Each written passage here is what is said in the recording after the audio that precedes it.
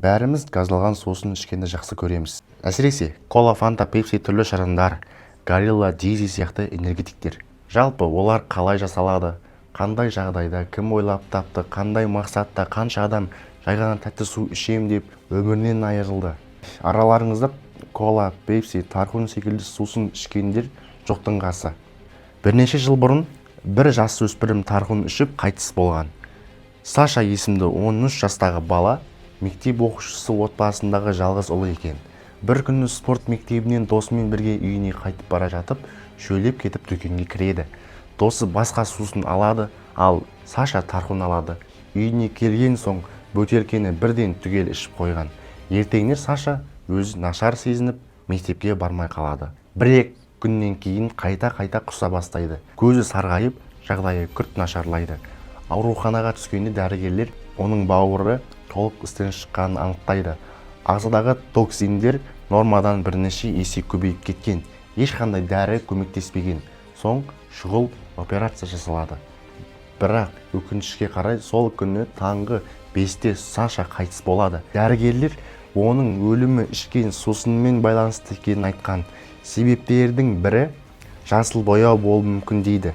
Тағы бір болжам, сусынның қолдан жасалған, яғни жалған болуы, нақты қайсысы екені белгісіз.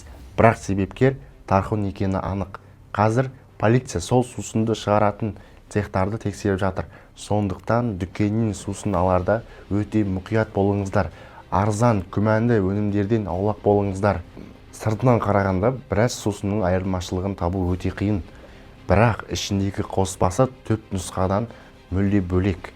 Зерттеу нәтижесінде бұл өнімнің адам өмірі мен денсаулығына аса қауіпті екені анықталады. Бұл цехта 23 мыңнан астам жалған кола бөтелкесі шығарылған. Өкінішке қарай, олардың кейбірі міндетті түрде нарыққа шыққан. Көбіне мұндай өнімдер базарларда арзан бағамен сатылады. Сыртынан ажырату қиын, бірақ дәмі түп нұсқадан өзгеше болады. Видеоны соңына дейін көріңіздер. Біз сусын ішкенде қантты қасықтап жегенмен бірдей боламыз. Бұрын адамдар сусындағы қанттың көптігін қалай анықтағанын білесіздер ме? Пластик үстелге әртүрлі сусын құйып, таза шалбар киіп отырып, жарты сағат қозғалмай отырған. Егер шалбар үстелге жабысып қалса, демек қант өте көп. Нәтижесінде кваш жабысқан, ал кола мен пепси қатты жабысып қалған. Зерттеулерге сай, пепсиде қант коладан да көп. Кола мен пепсиді күнде ішсеңіз, ағзаңызға нормадан бірнеше есе артық қан түседі. Бұл өте қауіпті. Сондықтан шөлдесеңіздер аптасына 1-2 реттен артық ішпеген дұрыс. Бұрынғы СССР кезіндегі сусындардың жарамдылық мерзімі бар болғаны 7 күн еді. Қазір 1 жылдап тұра береді. Неге? Себебі бұрын бәрі табиғи болатын. Консервант химия жоқ еді. Бір жігіт бұрынғы сусындардың этикеткаларын жинайды. Бәрінде 7 күн деп жазылған. Ал қазіргі сусындарға ұзақ сақталу үшін түрлі зиянды қоспалар қосылады. Энергетик жарнамаларын еске түсіріңіздер. Шаршадың ба? Ұйқың келе ме? Энергетик іш. Күні бойы сирек жүресің.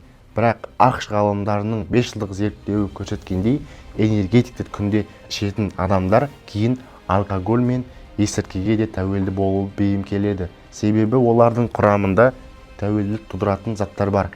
Ең қауіптісі кофеин. Бір энергетиктің ішінде шамамен 14 үлкен қасық қант бар. Ойланып көріңізші, күніне бір емес, бірнешеуін ішсеңіз не болады? Қант, кофеин, химия бәрі бірден ағзаға түседі. Диабет, жүрек аурулары осылай басталады. Жыл сайын энергетиктен көз жұмғандардың көбі жастар. Негізгі диагноз жүректің тоқтауы. Сондықтан ойланыңыздар. Бір бөтелке сусын өміріңізден қымбат па? Айтпақшы, Кока-коланы Джон Стит Пембертон деген доктор ойлап тапқан. Алғашында ол сироп түрінде сақталған. Газдалған су қосылғаннан кейін ғана танымал болды. Қазірде кафелерде дәл солай сироппен жасалады. Көп адам Кока-коланың формуласын тек 2 адам ғана біледі деген аңызға сенеді. Бірақ бұл миф. Google'дан іздесеңіз, формуласы ашық тұр. Кейін бір журналист оны әшкерелеп жазып кеткен. Коланың зияны бірден білінбейді. Ол ағзаны жылдар бойы жайлап бұзады. Кальций азаяды, тіс пен сүйек әлсірейді, бауыр зақымданады. Ал Фанта 2-ші дүниежүзілік соғыс кезінде ойлап табылған.